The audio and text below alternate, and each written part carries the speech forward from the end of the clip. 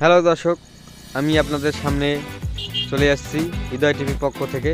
আপনার এক সিগারেটের খোরের কাছে আসছি, তার অনুভূতিটা জানতে চাই। কি বলেন, আপনার অনুভূতি কি বলেন?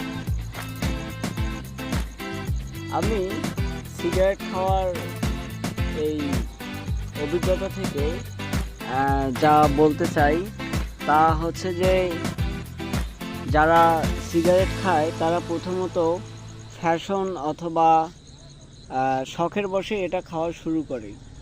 যখন তারা খাওয়া শুরু করে তখন তারা এটা প্রতিদিন প্রায় একাধিকবার করে খেয়ে থাকে।